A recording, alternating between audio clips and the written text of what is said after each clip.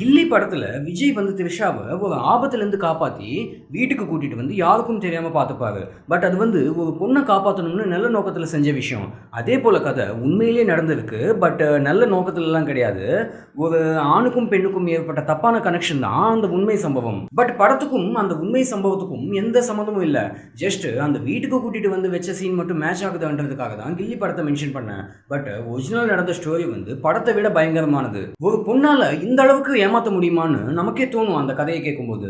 So loss ஏஞ்சல்ஸில் நடந்த ஒரு உண்மை சம்பவத்தை பற்றின ஸ்டோரியை அக்கு வேற ஆணி வேற இந்த வீடியோவில் அவுத்து விட்டுடலாம். அதுக்கு முன்னாடி நீங்கள் நம்ம சேனல் இது வரைக்கும் சப்ஸ்கிரைப் பண்ணலன்னா இப்போ சப்ஸ்கிரைப் பண்ணிடுங்க. அப்படியே பக்கத்தில் உள்ள பெல் ஐக்கானை கிளிக் பண்ணி ஆல்னு கிளிக் பண்ணிடுங்க. அப்போ தான் அடுத்தடுத்து போடக்கூடிய வீடியோஸை நீங்கள் இமீடியட்டாக பார்க்கலாம். இது கிட்டத்தட்ட 100 ஆண்டுகளுக்கு முன்னாடி நடந்த சம்பவம்.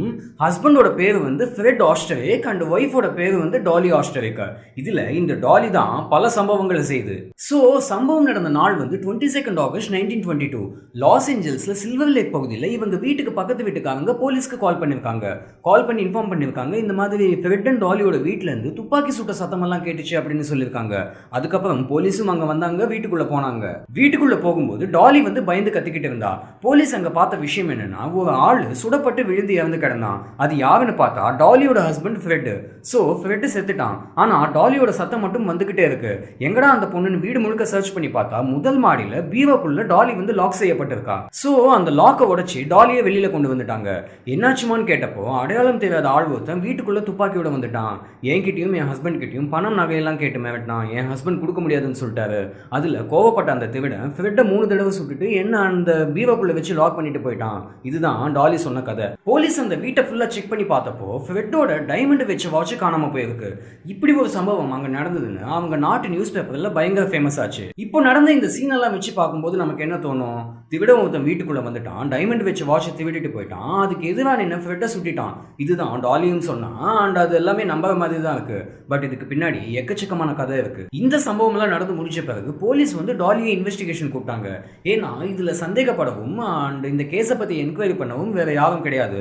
அதனால டாலியை விசாரிச்சாங்க. அந்த என்கொயரியில இந்த டாலி வந்து பொய் தான் சொல்லவான்னு போலீஸ்க்கு தெரிஞ்சு போச்சு.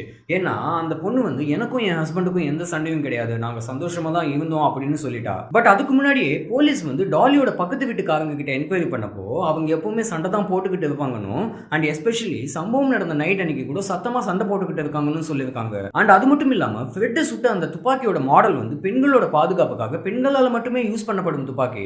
ஸோ அதெல்லாம் திருடங்க வச்சுக்க வாய்ப்பு இல்லைன்னு கன்ஃபார்ம் பண்ணிட்டாங்க. ஸோ போலீஸ்க்கு டாலி மேல சந்தேகம் வந்தது. பட் என்னதான் சந்தேகம் வந்தாலும் சுட்டுட்டு அந்த பொண்ணை எப்படி பீரோக்குள்ள போயிட்டு வெளியில லாக் பண்ணுவா? திருடன்னு சொல்லப்படுற ஆளு யாருன்னே தெரியாது. அண்ட் வீட்டுக்கு யாராவது புதுசா வந்தாங்கன்னு பக்கத்து வீட்டுக்காரங்க யாருமே சொல்லல. இந்த டாலி தான் பண்ணிருப்பான்னு நினைச்சா அவளே பீரோக்குள்ள தான் இருந்தா. ஸோ போலீஸால ஒரு கிளாரிஃபிகேஷனுக்கு வர முடியல. அதனால இந்த கேஸ் சால்வ் ஆகாம என்கொயரியிலே தான் போய்கிட்டு இருந்தது. ஸோ அந்த நாள் அந்த நைட் அங்கே ஆக்சுவலி என்ன நடந்ததுன்னு தெரிஞ்சுக்க 1922 இருந்து 9 வருஷங்கள் பின்னாடி போகணும். ஸோ அந்த 9 இயர்ஸ்க்கு முன்னாடி மிலோகேன்னு சொல்லப்படும் இடத்துல ஃப்ரெட் அண்ட் டாலி வாழ்ந்துகிட்டு வந்தாங்க. அந்த இடத்துல ஃப்ரெட் வந்து டெக்ஸ்டைல்ஸ் பிசினஸ் பண்ணிக்கிட்டு இருந்தாரு. ஸோ 2 பேருமே நல்ல ஹாப்பியான லைஃப் தான் வாழ்ந்துகிட்டு வந்தாங்க. நல்ல பண வசதி, வசதியான வீடு, அதுக்கேற்றபடி பிசினஸும் நல்லா தான் போய்கிட்டு இருந்தது. பட் ஃப்ரெட் பண்ண சின்ன மிஸ்டேக் என்னன்னா டாலியோட அதிகமாக டைம் ஸ்பெண்ட் பண்ணல. எப்பவுமே பிசினஸ் போய்கிட்டு இருந்தான். ஒரு தடவை டாலி வந்து ஃப்ரெட்டோட ஆஃபீஸ்க்கு போயிருந்தா. அப்போ அங்க ஓட்டோ சானுபகன் சொல்லிட்டு ஒரு வயது கம்மியான பையனை பார்த்திருக்கா. டாலிக்கு அந்த ஓட்டோவை பார்த்த உடனே பிடிச்சி போகுது. அந்த ஓட்டோ வந்து தையல் மிஷினை ரிப்பேர் பண்ணுமாடு. ஸோ டாலி என்ன பிளான் பண்ணா, அந்த ஓட்டோவை எப்படியாவது வீட்டுக்கு வர வைக்கணும்ன்றதுக்காக வீட்டில் அந்த தையல் மிஷினை உடைச்சிட்டு ஃப்ரெட்டு கிட்ட உடஞ்சி போயிருக்குன்னு சொல்லியிருக்கா. அண்ட் ஃப்ரெட் வந்து நான் ஆள் அனுப்புவேன்னு சொல்லிட்டு ஓட்டோவை வீட்டுக்கு அமிச்சான். வீட்டுக்கு வந்த பிறகு 2 பேருக்குமே லவ் தான். பட் தப்பான லவ் தான் ஆனால் நடந்தது.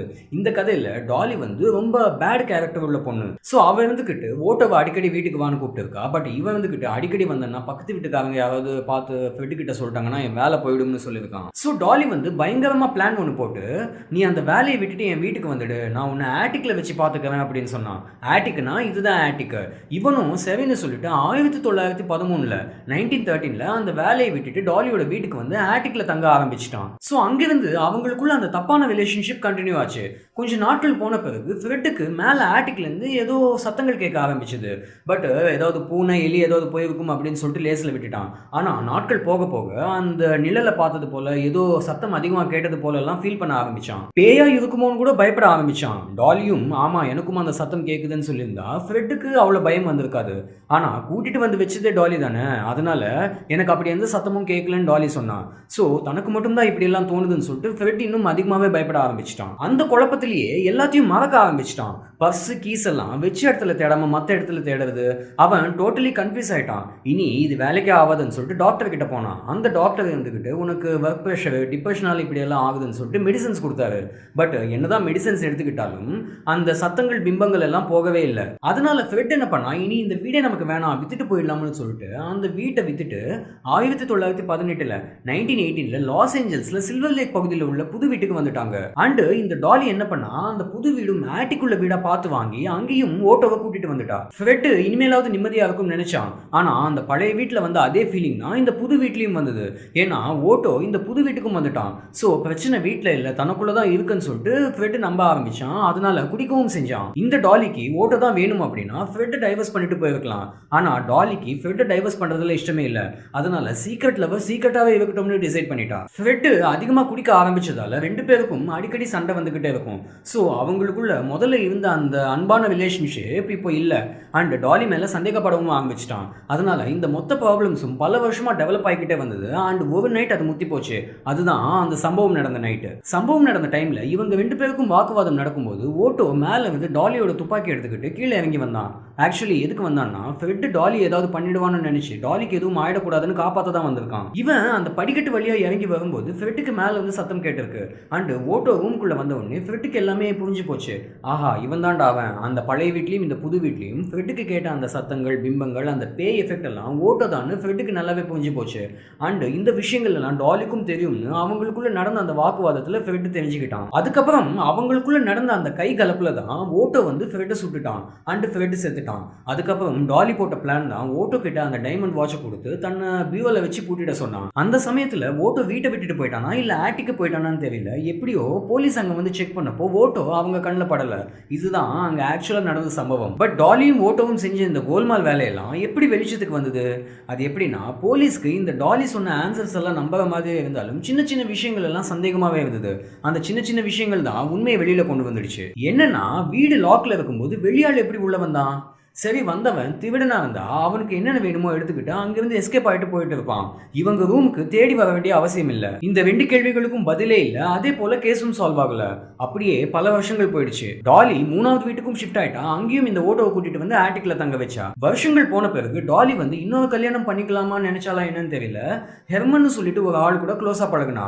அந்த ஹெர்மனை ரொம்பவே பிடிச்சி போனதால காஸ்ட்லியான கிஃப்ட் ஒன்று கொடுக்கலாம்னு யோசிச்சு கொடுக்கவும் செஞ்சா. அந்த காஸ்ட்லியான கிஃப்ட் வந்து டைமண்ட் வச்ச வாட்ச். ஃப்ரெட் கொலை செய்யப்பட்டப்போ காணாம போனா அந்த வாட்ச் தான் அது. பழைய தமிழ் படம் புதிய பறவை படத்துல பாத்தீங்கன்னா சவுகார் ஜானகியை கொண்டது சிவாஜி தான் கண்டுபிடிக்க சரோஜா தேவி வந்து சிவாஜியை லவ் பண்றது போல நடிப்பாங்க. அதே போலதான் இங்கேயும் ஹெர்மன் வந்து பேசிக்காவே ஒரு டிடெக்டிவ். ஃப்ரெட் எப்படி கொலை செய்யப்பட்டாருன்னு கண்டுபிடிக்க தான் டாலியோட க்ளோஸா பழகினாரு. அண்ட் ஃபைனலி ஃப்ரெட் கேஸ்ல இருந்த அந்த வாட்சும் இந்த வாட்சும் மேட்ச் ஆயிடுச்சு. அதை வச்சு டாலி அரெஸ்ட் பண்ணிட்டாங்க. ஆனா பீரோக்குள்ள போயிட்டு டாலியே எப்படி லாக் பண்ணிப்பா அதை இன்னும் கண்டுபிடிக்கல.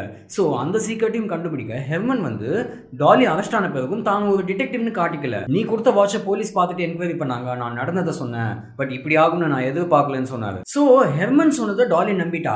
அதனால வீட்டில் ஆட்டிக்ல இருக்கும் ஓட்டோக்கு சாப்பாடு கொடுக்கணும்னு சொல்லி ஹெர்மன் கிட்ட வீட்டில் ஆட்டிக்ல என்னோட தம்பி இருக்கான், அவனுக்கு சாப்பாடு செஞ்சு கொடுக்க யாரும் இல்லை, அதனால சாப்பாடு வாங்கிட்டு கொண்டு போய் அவனுக்கு கொடுங்க அப்படின்னு சொல்லியிருக்கா. இவங்களுக்கு டவுட் வந்துடுச்சு, தம்பியா அப்படி ஒருத்தன் இருக்கான்னு இது வரைக்கும் யாருக்குமே தெரியாது.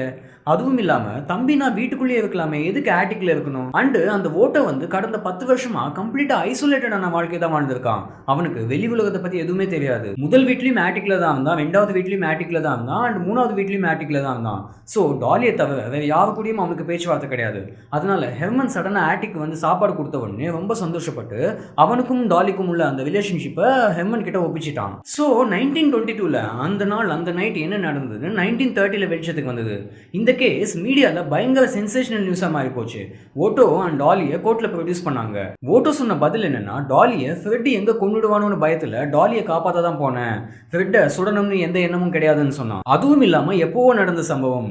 அண்ட் ஓட்டோவும் ஆட்டிக்ல ஒரு ஜெயில் வாழ்க்கை தான் வாழ்ந்திருக்கான். ஸோ அந்த டைம் எக்ஸ்பயர் ஆயிட்டதால ஓட்டோவை ரிலீஸ் பண்ணிட்டாங்க. அண்ட் டாலி வந்து ஓட்டோவை ஒழிச்சு வச்சது அண்ட் ஓட்டோவை காப்பாற்ற போய் சொன்னதை தவிர அந்த சம்பவத்தில் டைரக்டா இன்வால்வ் ஆகல. அண்ட் டாலி வந்து ஃப்ரெட்டை சுடலன்ற காரணத்துக்காக காரணத்துக்காக டாலியும் ரிலீஸ் பண்ணிட்டாங்க.